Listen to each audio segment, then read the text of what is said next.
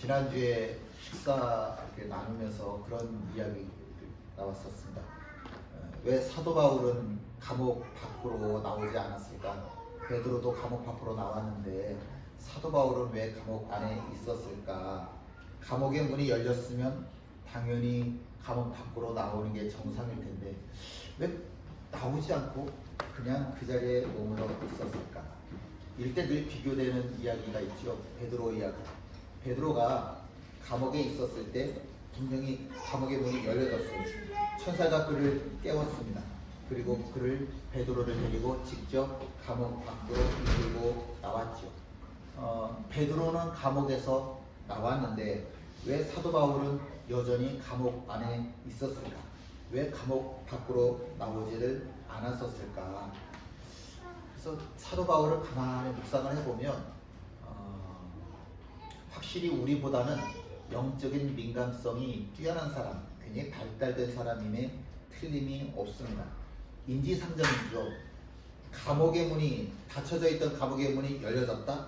그럼 누구든지 뛰쳐나가고 싶을 텐데 사도 바울은 그냥 있었단 말이에요. 근데 감옥의 문이 활짝 열려졌을 때 뛰쳐나가기보다는 왜 감옥의 문이 열렸을까? 그리고 아마도 사도 바울은 기도했겠지요. 하나님, 감옥의 문이 열렸네요. 이게 도대체 무슨 뜻일까요? 라고 물어봤겠죠. 제가 나갈까요? 말까요? 근데 기도하다가 하나님께서 아무런 말씀도 하지 않으시니까 그냥 여기 머물러 있으라는 하나님의 뜻인가 보다. 그러고는 그냥 감옥 안에 있는 겁니다.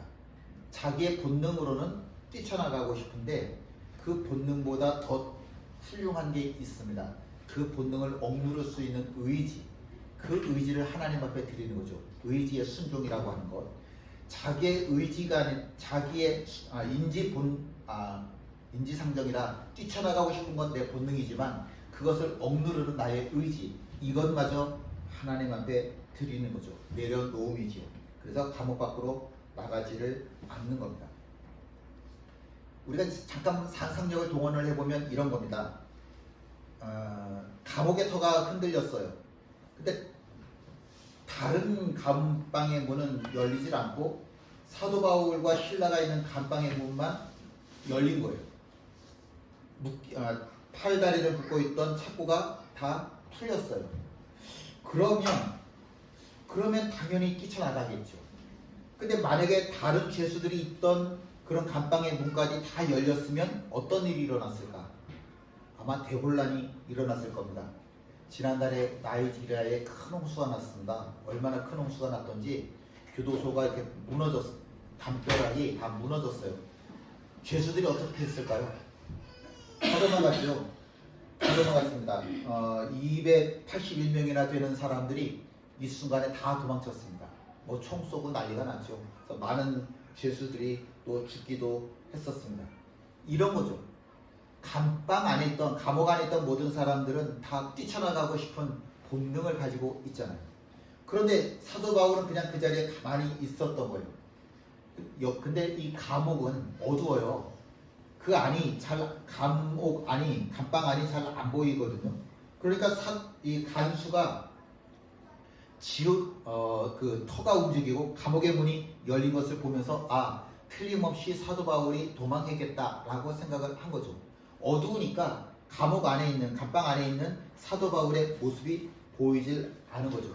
이러면 꼼짝없이 내가 책임을 져야 되겠네 라고 하는 생각에 칼을 들고 자결하려 하는 겁니다. 그런데 사도 바울이 그 순간 이야기하죠. 하지마. 네 몸을 상하지 마. 우리 여기 그냥 그대로 있어.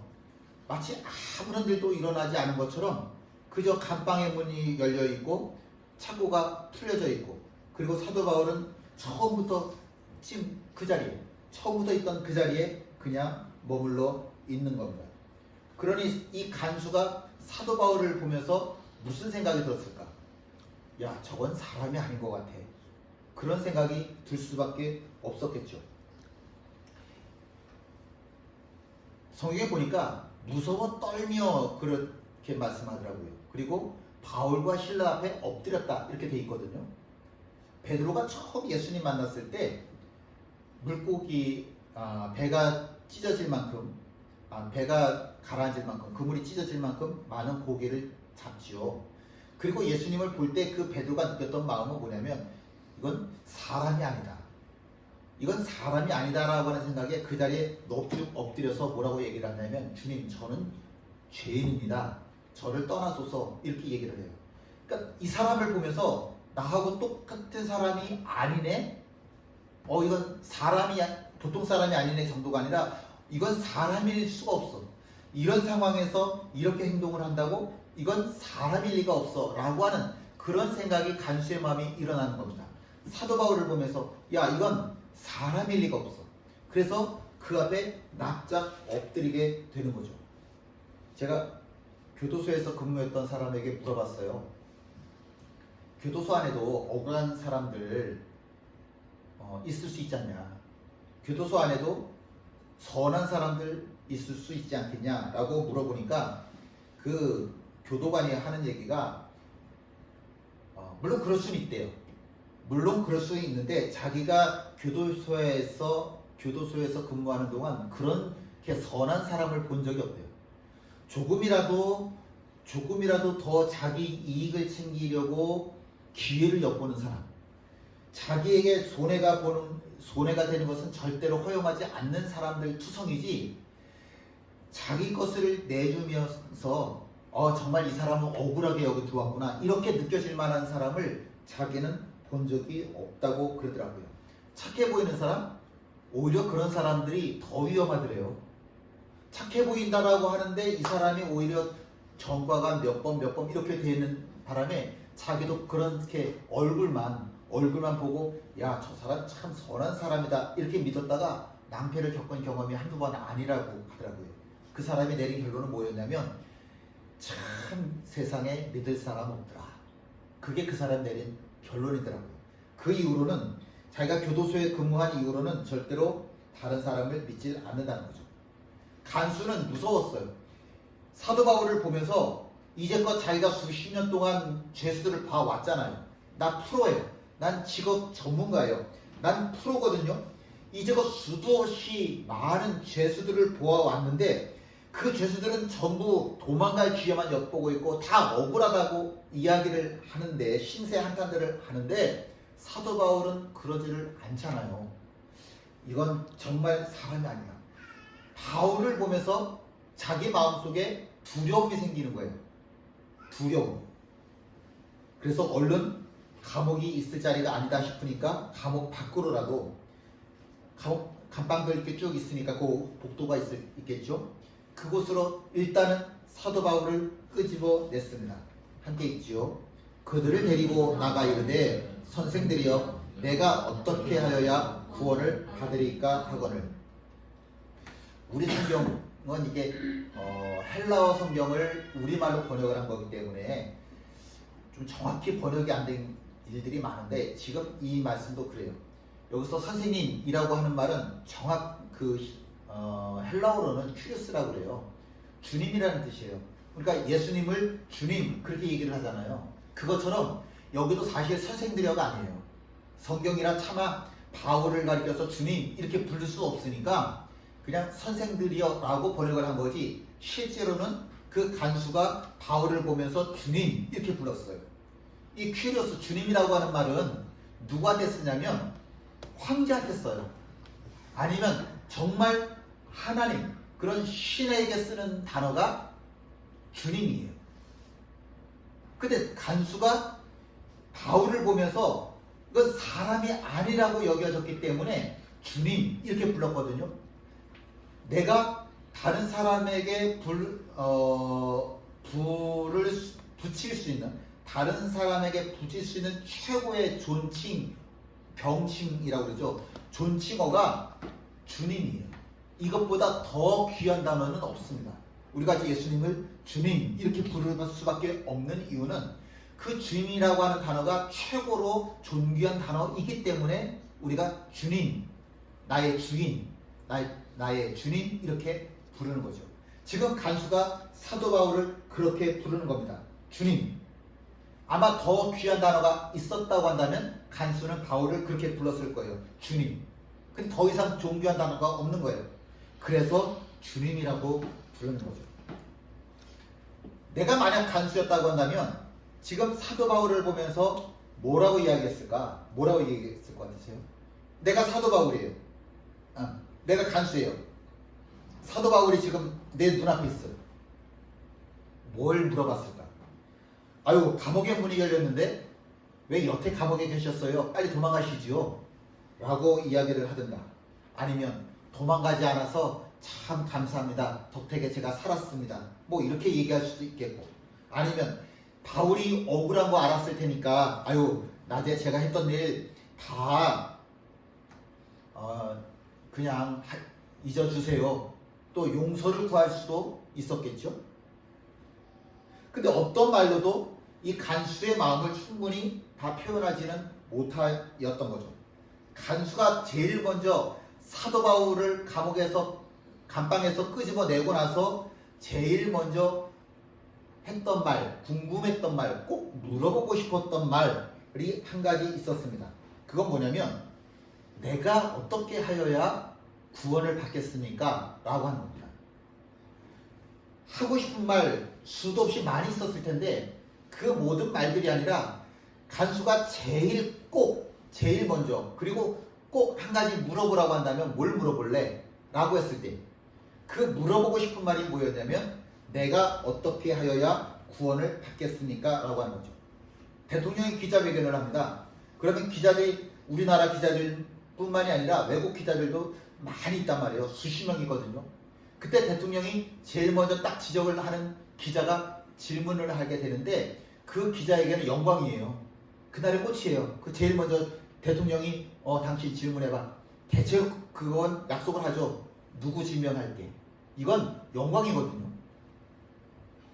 그 기자 딱 준비를 할 때, 내가 질문할 게 수도 없이 많이 있는데 이건 며칠 전부터 고민을 하죠. 내가 무슨 질문할까? 이런 질문할까? 아예 지워. 내가 무슨 질문할까? 이거 지워. 무슨 질문할까? 아니야. 이게 제일 좋은 것 같아. 그리고 골라서 그 질문을 대통령에게 하게 되는 거죠. 평생 질문이라고 하는 거죠. 우리 마음속에서 내가 이것만큼은 꼭 질문을 하고 싶어. 평생 질문. 내가 기도의 제목이라고 가지고 있던 거 일주일 있다가 한 달 뒤에 보면 잊어먹기 십상이잖아요. 근데 절대로 잊어먹을 수 없는 기도의 제목, 평생 질문, 평생 기도 제목이라고 하는 게 우리에게 있잖아요. 간수에게도 있었어요. 평생 질문이라고 하는 그것이 간수에게 있었어요. 그게 뭐냐면, 어떻게 해야 내가 구원을 받을 수 있겠습니까? 라고 하는 겁니다. 이게 너무 궁금했어요. 어떻게 해야 내가 구원을 받을 수 있겠습니까? 내가 주님이라고 부를 수 있는 이 사람, 살면서 한 번도 내가 주님이라고 부를 만한 그런 사람을 만난 적이 없었는데, 내가 주님이라고 부를 수밖에 없는 이 사람을 만났을 때 꼭 물어봐야 되겠다. 지금 아니면 내가 도저히 기회를 잡을 수가 없네. 꼭 물어봐야지. 무슨 질문? 내가 어떻게 하여야 구원을 받을 수 있겠습니까? 질문은 하는 사람만 답을 얻을 수 있습니다. 질문 안 하는 사람은 답을 구할 수가 없어요. 제가 정말 재수를 이제 대학교 시험 볼 때 재수를 하고 싶었는데 재수를 못했던 이유가 뭐였냐면 수학 때문에 그래요. 수학은 해도 저는 이게 미적분 넘어가고 하면 계산이 안 되더라고요. 그래서 난 재수는 안 되겠다. 그리고 저는 포기를 했습니다. 질문을 못 하겠는 거예요. 알아야 질문하지. 수학이라고 하는 게 너무 어려우니까. 질문하는 사람만 답을 얻을 수 있는데, 좋은 질문을 하는 사람만 좋은 대답을 얻을 수 있습니다. 진지하게 물어보는 사람만 진지한 대답을 얻을 수 있는 겁니다. 세상 이치가 그래요. 그런데 이 원리는 하나님에게도 똑같이 적용이 되어집니다. 하나님에게 물어본 사람만 하나님으로부터 대답을 받을 수 있습니다. 하나님에게 아무런 말씀도 못 들었다? 그거 내가 하나님한테 궁금한 게 없어서 그래요. 하나님의 음성을 듣고 싶으면 방법이 있어요. 질문을 하세요. 질문을. 하나님에게 물어보고 싶은 질문을 가지고 살자고. 내가 하나님에게 아무런 궁금한 게 없는데 하나님께서 나한테 뭐라고 말씀하셔요? 내가 궁금해야지. 내가 궁금하지 않은데 하나님이 나에게 뭐라고 말씀을 하시겠냐고. 오순절날 마가의 다락방에 성령님께서 임하셨어요. 수도 없이 많은 사람들이 성령 체험을 했고 수도 없이 많은 사람들이 구원을 받았어요. 예수님을 죽인 유대교 지도자들이 그런 사도들을 내버려 둘 수가 없어서 당장 사도들을 붙잡아 감옥에다 집어넣어버렸죠. 그날 밤의 일을 성경은 이렇게 기록을 합니다. 함께 읽지요. 주의 사자가 밤에 옥문을 열고 끌어내어 이르되 가서 성전에 서서 이 생명의 말씀을 다 백성에게 말하라 하며 천사를 동원을 해서 감옥의 문을 열어주셨어요. 그리고 사도들을 감옥 안에서 밖으로 직접 다 데리고 나가셨어요. 따라와. 그러고서는 데리고 감옥 밖으로 나가셨어요. 왜 감옥 밖으로 나갔는지 그 이유가 여기 설명이 되어 있죠. 가서 성전에 서서 이 생명의 말씀을 다 백성에게 말하라. 너 감옥에 나가서 지금 하나님의 복음을 전해야 돼. 감옥 안에 있으면 안 돼. 그래서 하나님께서 감옥 밖으로 직접 데리고 나가셔서 구원해 주셨다라고 성경은 말씀하고 있는 겁니다. 참수형을 당하기 전날 베드로가 참수형을 당하기 전날에도 똑같았어요. 이 베드로가 얼마나 깊은 잠이 들었는지 내일 죽는데 어떻게 잠을 잘 수가 있죠? 그것도 깊은 잠에 발로 그 베드로의 옆구리를 뻥 걷어차기 전에는 베드로가 일어나지를 않는 거예요. 흔들어 깨워도 못 일어날 만큼 깊은 잠에 빠졌더라고요. 베드로 참 대단한 사람이에요. 그런 베드로를 흔들어 깨워서 발로 차서 깨워서 베드로를 데리고 밖으로 천사가 밖으로 데리고 나갔어요. 하나님이 직접 감옥 밖으로 데리고 나가셨다고. 근데 사도 바울은 그렇게 하지 않으셨어요. 감옥의 문은 열어주셨고 창고는 풀어주셨는데 아무런 말씀도 안 하셨어요. 베드로는 발로 차면서 데리고 감옥 밖으로 직접 나오셨음에도 불구하고 바울은 그냥 그 안에 그냥 아무런 말씀도 안 하시고 그냥 내버려 두셨습니다. 두 사람이 너무 달라요. 당연히 사도 바울은 하나님한테 물어봤겠죠. 하나님, 왜 감옥의 문을 열어주셨어요? 근데 하나님이 뭔가 대답을 하시면 좋겠는데 아무런 말씀도 안 하시는 거예요. 그러니까 사도 바울은 어떻게 생각을 하냐면 그냥 여기 가만히 있는 것이 하나님의 뜻인가 보다. 내가 아무것도 하지 않는 기다림이라고 하는 이것이 하나님의 뜻인가 보다. 감옥 아닌데도 불구하고 그 자리가 자기에게는 소명의 자리라고 믿어진 겁니다. 그래서 그 자리에 머물러 있었어요. 기도의 응답은 흔히 세 가지라고 이야기를 하죠. Yes, No, Wait. 하나님께서 내가 기도하면 Yes 이렇게 모든 걸 대답해 주시면 좋을 텐데 하나님이 No 그러실 때도 있거든요. 근데 차라리 No 그러면 좋겠어요. Yes도 아닌 것이 No도 아닌 것이 하나님이 아무런 말씀도 하지 않으실 때 Wait 아무런 말씀도 하나님이 하지 않으실 때 이것처럼 사람 환장할 일이 어디 있겠습니까? 근데 바울을 보니까 아무것도 하지 않는 억울한 자리인데도 불구하고 감옥의 자리인데도 불구하고 아무것도 하지 않는 것이 오히려 하나님의 뜻일 수도 있더라고요. 그런 자리가 소명의 자리일 수도 있더라고요. 하박국 선지자가 살아가는 세상은 글쎄요, 우리가 사는 세상하고 좀 달랐을까요? 별반 다르지 않았어요. 의롭게 사는 사람들인데도 불구하고 악하게 사는 자기밖에 모르는 사람들보다 고통 속에서 살아가요. 남을 속이고 남을 해치는 사람들이 오히려 잘 먹고 잘 사는 그런 시대를 바라보면서 하박국 선지자가 너무 화가 나더라고요. 하나님, 이게 도대체 어떻게 된 일입니까?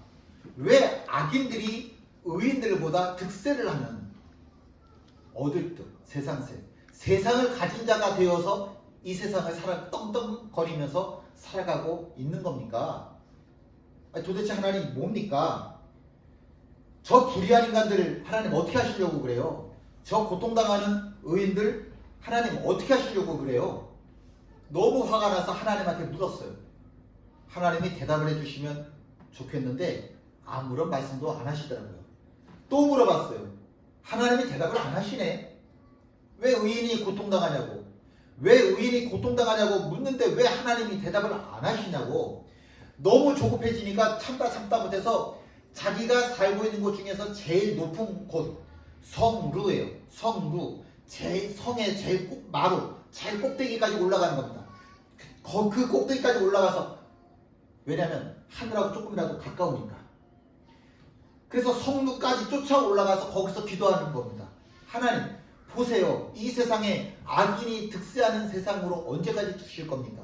의인들이 고통당하는 것을 언제까지 보시겠습니까? 라고 하나님 앞에 따지듯이 묻기 시작을 했어요. 그때 하나님께서 대답을 하시는 거죠. 함께 있습니다. 보라, 그의 마음은 교만하며 그 속에서 정직하지 못하나 의인은 그의 믿음으로 말미암아 살리라. 하나님한테 묻고 또 묻고 또 물었더니 하나님께서 대답을 하시는 거예요. 뭐라고 대답하시냐면 의인은 그의 믿음으로 말미암아 살리라. 저 악한 사람이 왜 득세하냐고?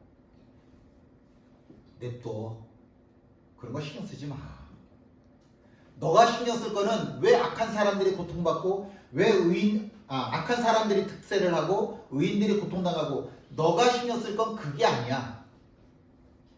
너가 신경 쓸 것, 너가 관심을 가져야 될 건 뭐냐면 너는 믿음으로 사는 거야. 그것만 기억해. 다른 사람들을 바라보면서 너의 믿음 넘어뜨리지 말고, 다른 사람들 보면서 너의 믿음이 이러니 저러니 이야기하지 말고, 그럼에도 불구하고 너는 어떻게 살아라? 믿음으로 살아라. 다른 사람 잘 먹고 잘 사네? 배 아파할 거 없어. 저 의인 고통당하고 있네? 불쌍하지. 그래도 너가 해줄 수 있는 건 없어. 너는 그럼에도 불구하고 믿음으로 살아라. 언제까지요? 그런 거 신경 쓰지 말라니까. 그냥 너는 믿음으로 살아. 솔로몬이 성전을 지으면서 궁금했어요. 내가 이렇게 아름다운 성전을 지으면 이곳을 내가 하나님의 집이라고 부를 텐데 하나님께서 내가 아름다운 집 밖이 아니라 집 안에 거하실까? 그게 참 궁금했어요. 내가 성전을 지으면 하나님이 이 안에 들어오실까? 어떻게 생각하세요, 여러분? 성전은 하나님의 집이잖아요. 하나님이 이 집 안에 계실까? 이게 솔로몬도 참 궁금했어요. 정말 궁금했는데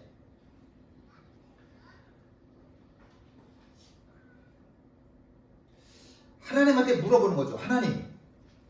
하나님께서 제가 지은 이 집 안에 들어오실까요? 하나님 궁금해요. 우리 아버지 때부터 준비했던 일이니까, 아버지 다윗 때부터 준비했던 일이니까 제가 성전을 짓고 하나님의 집이라고 부를 텐데 과연 이 성전 안에 하나님이 계실까요? 하나님이 이 안에 계실까요? 그게 너무 궁금하더라고요. 그러다가 하나님께서 대답을 주셔요. 무슨 대답을 주시냐면 이제 깨달아서 이 솔로몬이 고백하는 대답에 그게 나타나요. 이렇게 얘기를 해요. 하나님이 참으로 땅에 거하시리까 하늘과 하늘들이라도 주를 용납하지 못하겠거든. 하물며 내가 건축한 이 성전이오리까. 하나님은 내가 지은 성전 안에 계시는 분이 아니라 성전 밖에도, 이 땅 온 천지에도, 이 우주 전체 하나님 무소부재 없는 곳 없이 모든 곳에 다 계시는 하나님이시구나. 그게 깨달아지더라고요. 왜? 하나님한테 궁금한 게 있어요. 하나님한테 궁금한 게 있는데 이 궁금한 걸 하나님한테 묻고 하나님한테 물어요. 하나님이 대답 안 하시네? 또 물어요. 또 물어요. 또 물어. 하나님 대답 안 하시네? 또 물어요. 또 물어요. 또 물어요. 언제까지? 하나님이 대답하실 때까지요. 결국 그렇게 솔로몬은 하나님의 대답을 듣는 겁니다. 하나님은 이 온천지 어디에나 다 계신 분이십니다.